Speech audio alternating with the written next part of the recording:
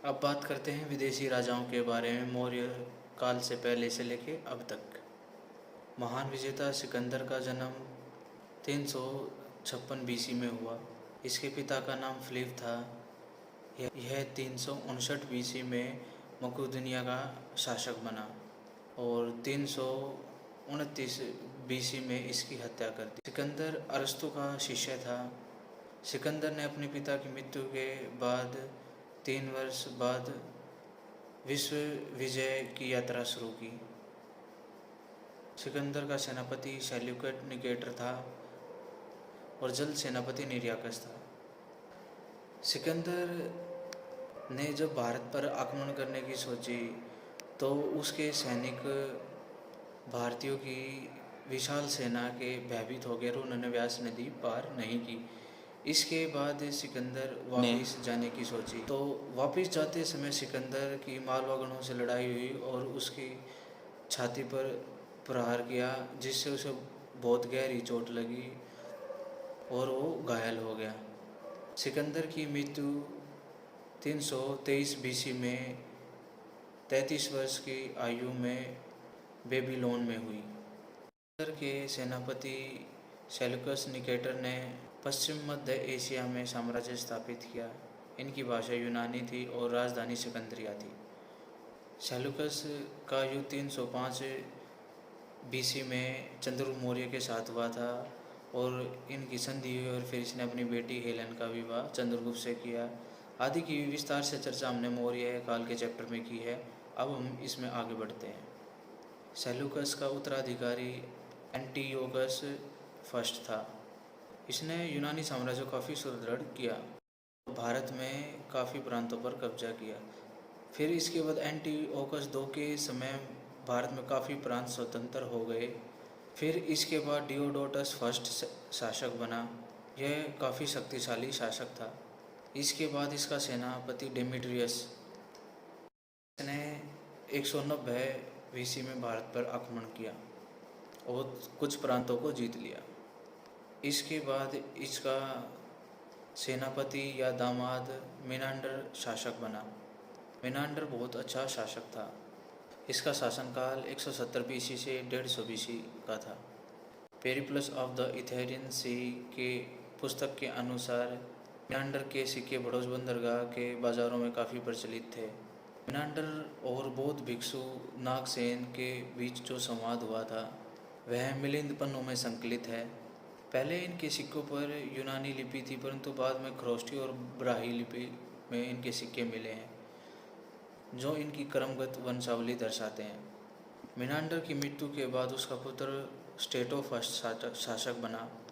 इसके अल्पवयस्क होने के कारण अगाथोकेलिया ने सत्ता हथिया ली।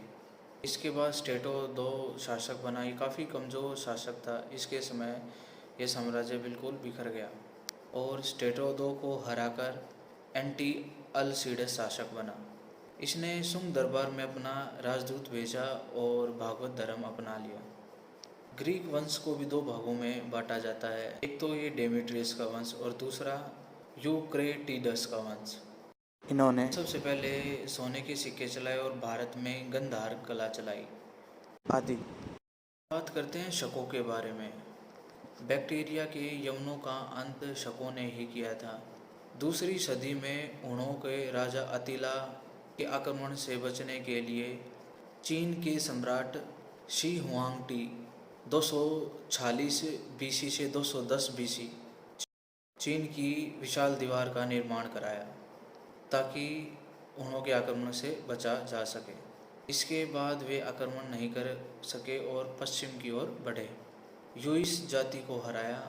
फिर यूइसों ने शकों को हराया और शकों को अपना स्थान छोड़कर जाना पड़ा। फिर शकों की एक शाखा ने यमन राजा हेलियोक्लीज को हराया। इसके बाद बैक्टीरिया को जीतकर शक दक्षिण पश्चिम की ओर मुड़े और 128 बीसी में पार्थियन राजा फ्रावत II को हराया। फिर इसने मिथिदास II पर आक्रमण किया, परंतु मिथिदास II ने की शक्ति इनसे ज़्यादा थी और ये उसको नहीं हरा पाए। फिर शकों ने विवश होकर अब भारत पर आक्रमण करना शुरू कर दिया और मीन नगर को अपनी राजधानी बनाया। फिर शकों ने भारत पर कई राज्य स्थापित किए, अपने आप को क्षत्रप कहते थे। शकों की भारत में दो शाखाएं थी। पहली उत्तरी क्षत्रप, ये तक्षशिला और मथुरा में थी। इस शाखा का प्रथम शासक मोअस था। इसके तांबे और चांदी के सिक्के मिले हैं, जिससे इस वंश की जानकारी हमें पता लगती है। दूसरी पश्चिमी क्षत्रप नासिक और उज्जैन में थी। इस शाखा का शासक नपाह या भूमक था। इनके सिक्के खरोष्टी और ब्राह्मी लिपि में मिले हैं। उज्जैनी का पहला स्वतंत्र शासक शकों का चष्टन था।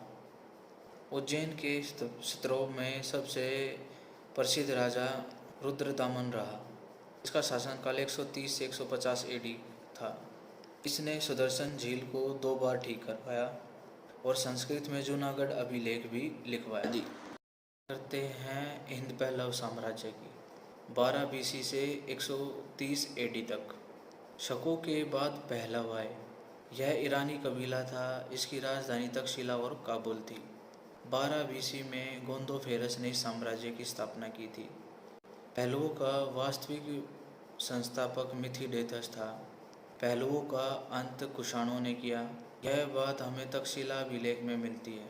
इस वंश के शासक हैं गोंदोफेरस, क्षरपगदम, मिथिडातस, एजस 1, मिथिदातस 2, एजस 2 और एजिलिसिस आदि। इस वंश के बारे में हमें ज़्यादा जानकारी प्राप्त नहीं होती आदि।